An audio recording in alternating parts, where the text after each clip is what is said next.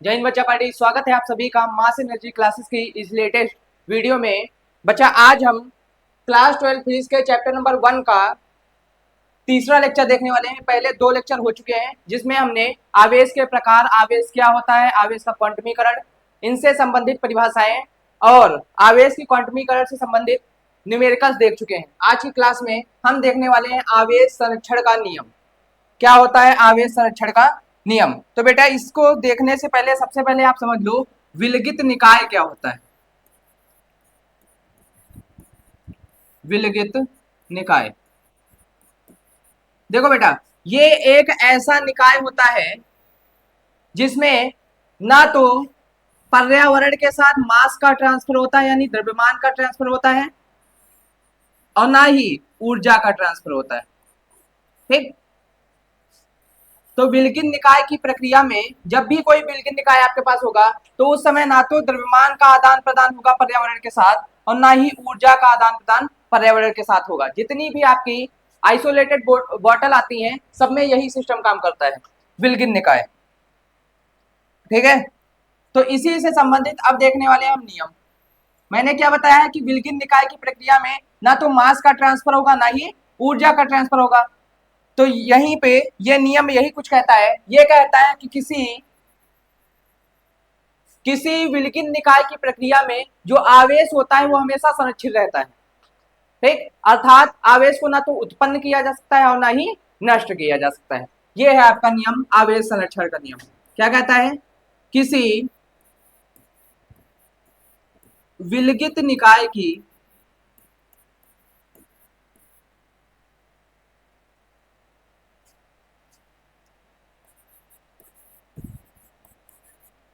निकाय की प्रक्रिया में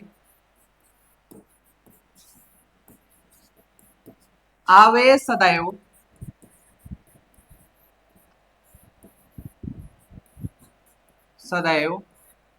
संरक्षित रहता है।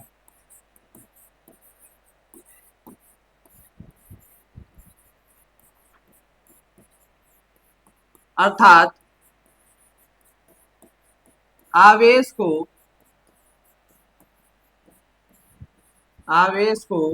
ना तो उत्पन्न किया जा सकता है जा सकता है और ना ही नष्ट।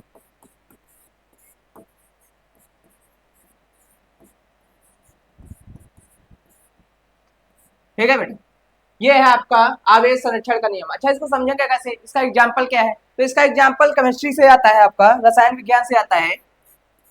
जैसे हमारे पास Na+ है, इसके पास अगर Cl- आ जाए तो ये आपस में जुड़ के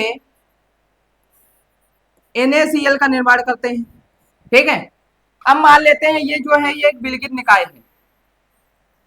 ये कैसा निकाय है? विलगित निकाय है। ठीक, यहां पे जब भी आप देखेंगे एरो के इस तरफ और एरो के दूसरी तरफ, एरो की पहली तरफ देखिए यहाँ पे Na के पास कितना आवेश है? प्लस का एक आवेश है। Cl के पास कितना है? माइनस का एक आवेश है। वहीं अगर NaCl पे देखेंगे तो आपको कोई भी आवेश नहीं दिख रहा, मतलब जीरो आवेश है। ठीक है, आवेश कितना है? जीरो है, शून्य है।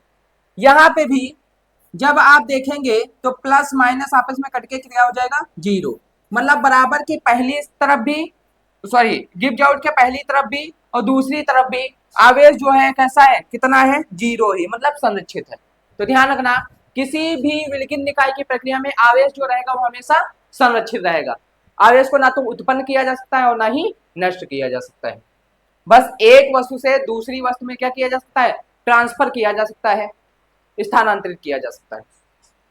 ठीक, अब ट्रांसफर कैसे किया जा सकता है, क्या प्रक्रिया होती है? तो इसी से रिलेटेड अगली प्रक्रिया आती है हमारी आवेशन। क्या बोलते हैं इसको? आवेशन बोला जाता है। देखो बच्चा,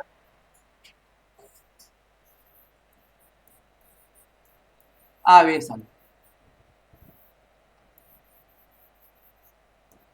आवेशन क्या होती है? किसी ने पूछ लिया क्या होता है आवेशन? तो आवेशन ध्यान रखना किसी वस्तु को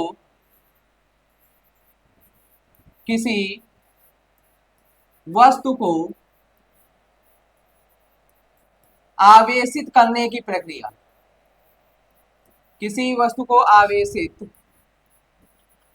करने की प्रक्रिया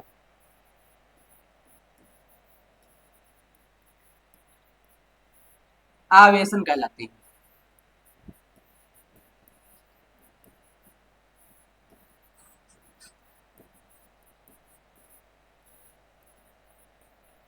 ठीक है, किसी भी वस्तु को आवेशित करने की प्रक्रिया क्या कहलाती है? आवेशन कहलाती है।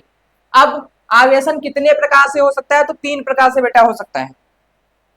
आवेशन जो हो सकता है बेटा 3 प्रकार से हो सकता है।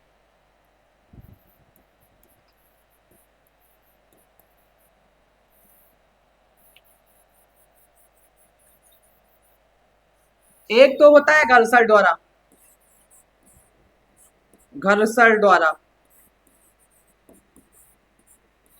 दूसरा होता है बेटा चालन द्वारा, चालन द्वारा। और तीसरा होता है बेटा प्रेरण द्वारा, प्रेरण द्वारा। बेटा आपके सिलेबस में जो आवेशित करने की प्रक्रिया है वो सिर्फ एक रह गई है, वैसे तीनों पढ़नी होती थी, अब केवल एक पढ़नी है आपको, प्रेरण द्वारा। बाकी 2 प्रक्रियाएं सिलेबस से हटा दी गई हैं। फिर भी इस वाली प्रक्रिया को कहीं ना कहीं आपने महसूस जरूर किया होगा, घर्षण द्वारा। ठीक, जब भी सूखे बालों में पेन को रगड़ा जाता है तो वो क्या करता है? छोटे छोटे आवेशों के टुकड़ों को अपनी ओर आकर्षित करने लगता है। ठीक है, छोटे छोटे कागज के टुकड़ों को अपनी ओर आकर्षित करने लगता है। कैसे करने लगता है, क्या होता है? देखो, मान लेते हैं हमारे पास एक वस्तु है, यहाँ पे दूसरी वस्तु है। इन दोनों वस्तुओं को आपस में रगड़ा जा रहा है, इन दोनों वस्तुओं को आपस में रगड़ रहे हैं। तो रगड़ने से होगा क्या? एक वस्तु से इलेक्ट्रॉन निकलेंगे और दूसरी वस्तु में प्रवेश कर जाएंगे।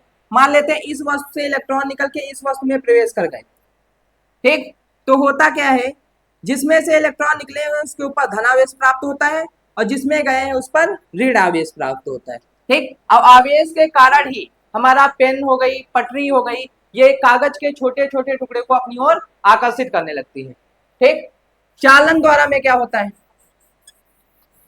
इसमें बेटा एक आवेशित गोले को एक अनावेशित गोले के साथ जोड़ दिया जाता है। मान लेते हैं हमारे पास एक आवेशित गोला है,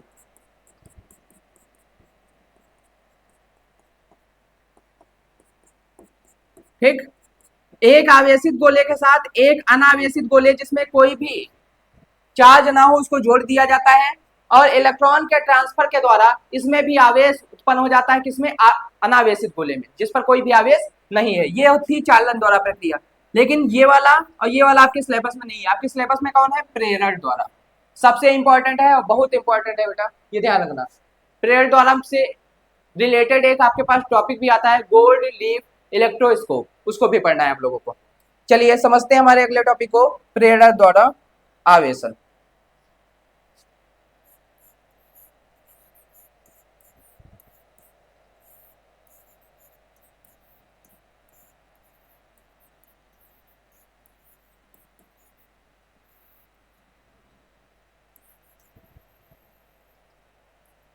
देखो, प्रेरण द्वारा आवेशन में क्या होता है, इसमें सबसे पहले एक अनावेशित गोला लिया जाता है। अनावेशित ले सकते हो और गोला ले सकते हो या कुछ भी ले सकते हो, छड़ वगैरह ले सकते हो। अनावेशित हम गोला ले रहे हैं, यहाँ पे धातु का गोला है। अनावेशित धातु का गोला लिया जाता है और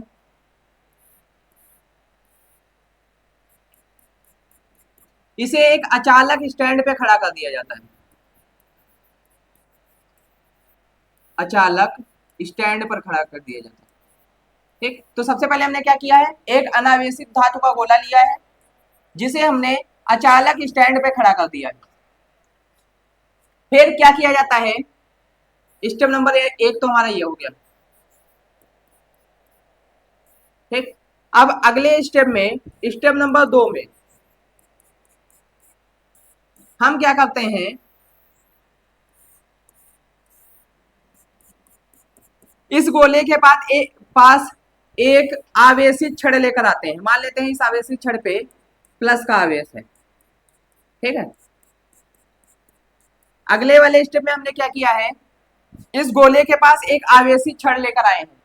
टच नहीं कराएंगे, ध्यान रखना, टच नहीं कराएंगे, क्या कराएंगे, इसके पास सिर्फ लेकर आएंगे।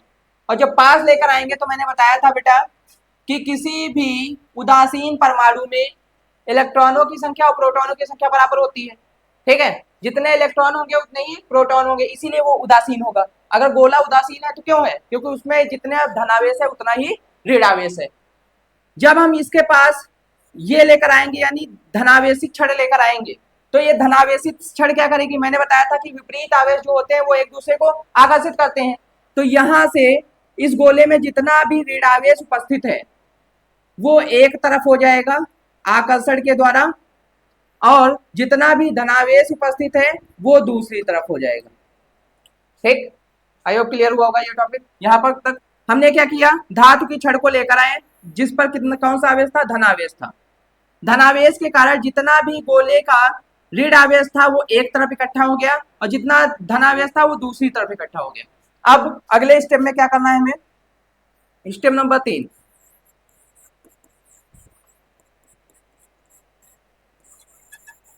स्टेप नंबर 3 में क्या करेंगे, देखो गोले पे आवेश आ चुका है, अलग अलग हो चुका है, सेपरेट हो चुका है। पहले कुछ भी आवेश नहीं था, हमने क्या किया, छड़ को पास में लेकर आए, इसने क्या किया, इसके ऋणावेश को प्रेरित किया और एक तरफ इकट्ठा कर लिया।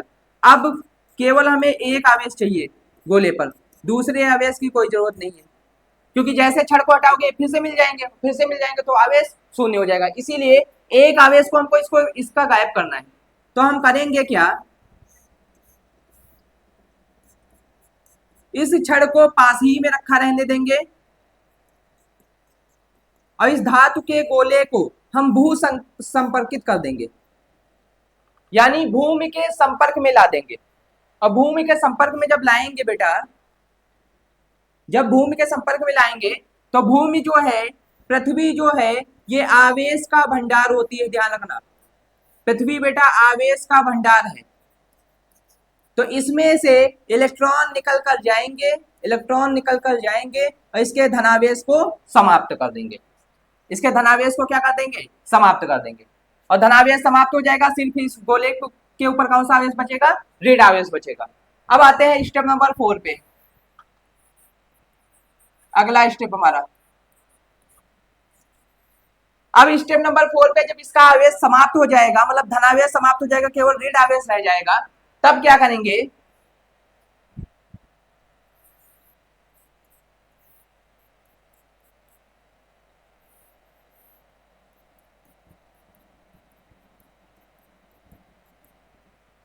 तब हम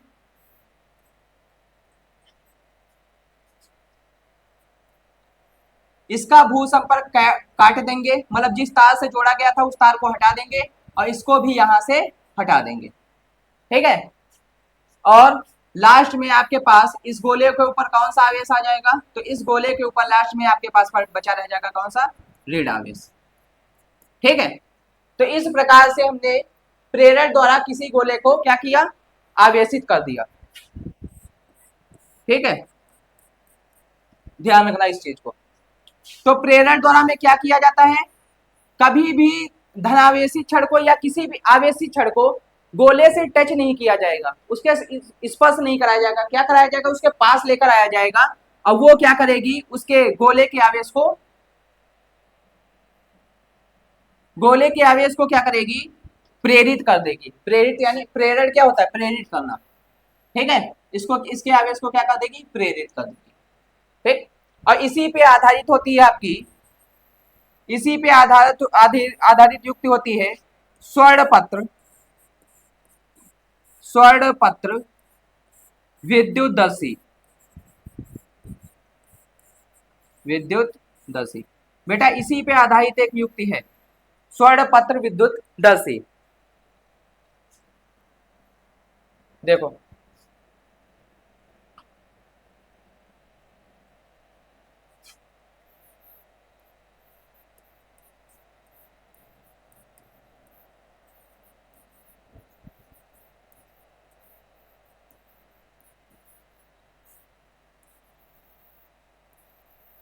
देखो बेटा, इसमें होता क्या है ये आवेश को पता लगाने के लिए एक युक्ति होती है। किसी वस्तु पर आवेश की जांच करने के लिए जांच करने की युक्ति है ये, ठीक है। जो किस सिद्धांत पर आधारित होती है, तो ये आधारित होती है बेटा विद्युत प्रेरण के सिद्धांत पर आधारित होती है। विद्युत प्रेरण के सिद्धांत पर आधारित होती है। कोई पूछ ले स्वर्णपत्र विद्युतदशी क्या है, तो स्वर्णपत्र विद्युतदशी एक युक्ति होती है जिसके द्वारा किसी वस्तु पर आवेश का पता लगाया जाता है कि वस्तु पर आवेश है कि नहीं है। और ये किस सिद्धांत पे कार्य करती है, तो ये विद्युत प्रेरण के सिद्धांत पे कार्य करती है, ठीक। विद्युत प्रेरण का सिद्धांत क्या है कि किसी धातु की छड़ को हम उसके पास लेकर आएंगे, और पास लेकर आएंगे तो हमको पता चल जाएगा। देखो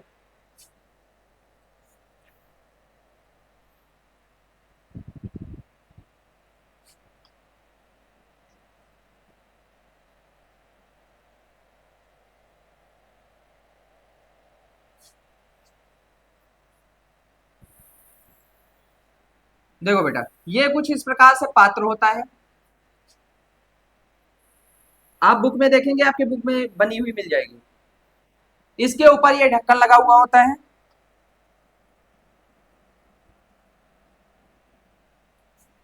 और यहां से एक तार जाता है, एक तार लगा होता है, और इस तार के माध्यम से सोने की दो पत्तियां ऐसे लटकी हुई होती हैं इस प्रकार से।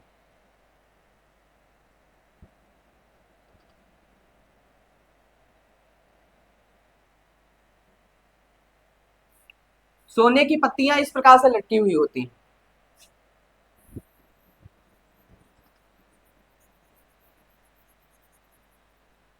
ठीक। अब हम क्या करते हैं, हमको जिस वस्तु पर पता लगाना है कि आवेश है कि नहीं है, उस वस्तु को इसके पास लेकर आते हैं,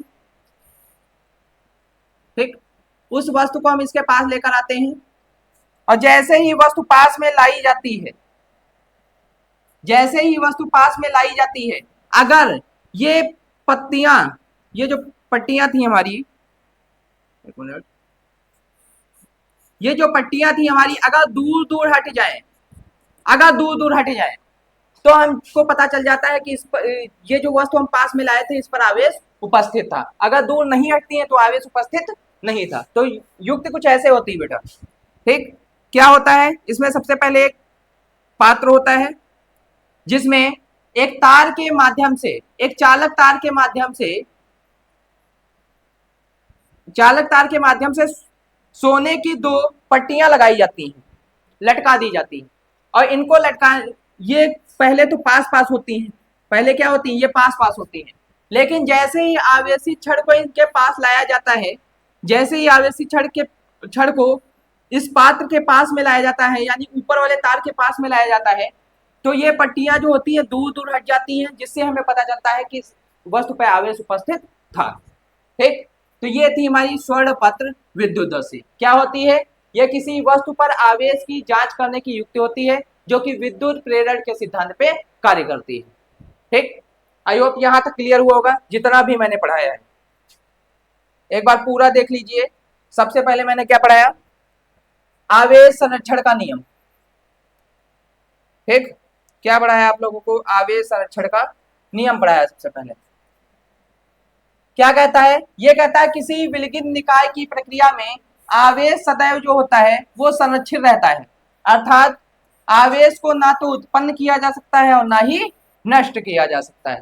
तो ये था हमारा पहला टॉपिक, यानी आवेश संरक्षण का नियम। फिर आए हम आवेशन। किसी वस्तु पर अगर आवेश को स्थानांतरित किया जाएगा तो कैसे किया जा जाएगा, क्योंकि क्या बताया है आवेश संरक्षण के नियम में, आवेश संरक्षण के नियम ने बताया है कि किसी वस्तु पर किसी विलगित निकाय की प्रक्रिया में जो आवेश रहेगा वो हमेशा संरक्षित रहेगा, यानी आवेश ना तो उत्पन्न होगा ना ही नष्ट होगा। अगर आवेश उत्पन्न नहीं होगा, नष्ट नहीं होगा, तो किसी वस्तु पर स्थानांतरित होगा, तो कैसे होगा स्थानांतरित, तो इसे ही कहते हैं, किसी वस्तु को आवेशित करने की प्रक्रिया को क्या कहते हैं, आवेशन कहलाती है। ये जो प्रक्रिया हम अपनाते हैं किसी वस्तु को आवेशित करने की, ये कहलाती है आवेशन। आवेशन 3 प्रकार से कर सकते हो, घर्षण द्वारा, चालन द्वारा और प्रेरण द्वारा। हमारे सिलेबस में जो है वो हमारे पास है प्रेरण द्वारा। तो प्रेरण द्वारा आवेशन में क्या किया जाता है, सबसे पहले एक अनावेशित वस्तु के पास एक आवेशित वस्तु को लाया जाता है। वो आवेशित वस्तु उस अनावेशित वस्तु के विपरीत आवेश को अपनी ओर आकर्षित कर लेती है। अगर क्षण पर धनावेश होगा तो ऋण आवेश को आकर्षित करेगी, अगर क्षण पर ऋण आवेश होगा तो धन आवेश को अपनी ओर आकर्षित करेगी, यानी विपरीत आवेश को। वो जो धातु की छड़ होगी वो विपरीत आवेश को अपनी ओर आकर्षित कर लेती है। तत्पश्चात वस्तु को पृथ्वी के साथ जोड़कर यानी भू संपर्कित करके उसके दूसरे आवेश को हटा दिया जाता है, समाप्त कर दिया जाता है, जिससे वस्तु आवेशित हो जाती है। जिससे वस्तु क्या हो जाती है, आवेशित हो जाती है। केवल वस्तु पर एक आवेश उत्पन्न रह जाता है। ठीक, इस पर आधारित युक्ति कौन सी है, इस पर आधारित युक्ति है आपकी स्वर्णपत्र विद्युतदर्शी। स्वर्णपत्र विद्युतदर्शी में क्या होता है, तो यह एक ऐसी युक्ति है जो किसी वस्तु पर आवेश की जांच करने के लिए प्रयुक्त होती है। किस पर कार्य करती है, तो विद्युत प्रेरण के सिद्धांत पर कार्य करती है। होता क्या है, तो इसमें एक पात्र होता है जिसमें एक धातु की छड़ के माध्यम से, धातु की छड़ कह सकते हो या कह सकते हो तार के माध्यम से, दो सोने की पट्टियां, सोने की पतली पट्टियां,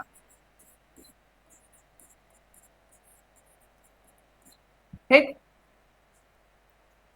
लटकाई जाती हैं।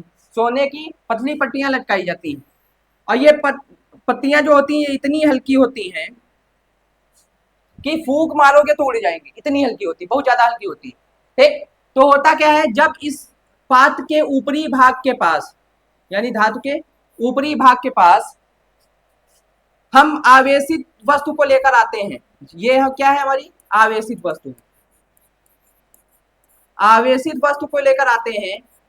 जैसे ही आवेशित वस्तु को लाया जाता है ये पत्तियां जो होती हैं दूर दूर हट जाती हैं। पत्तियां जो होती हैं क्या होती हैं, दूर दूर हट जाती हैं, जिससे हमें पता चल जाता है कि वस्तु पर आवेश उपस्थित था। अगर दूर दूर ना हटे तो वस्तु पर कोई आवेश उपस्थित नहीं था, अगर हट रही है तो वस्तु पर आवेश उपस्थित था। और एक बात, ये पट्टियां ना होकर पत्तियां होंगी।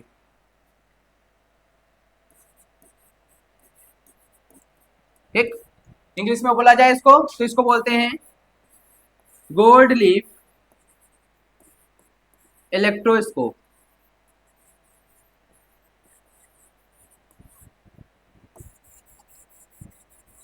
ठीक है, आई होप क्लियर होगा आज की क्लास में जितना भी मैंने पढ़ाया है। अगर कोई भी डाउट है तो कमेंट कर सकते हैं आप, आपके डाउट को अगली क्लास में क्लियर कर दिया जाएगा। ठीक है, इसी के साथ आज की क्लास को समाप्त करते हैं, मिलते हैं अगली क्लास में, तब तक के लिए ओके बाय।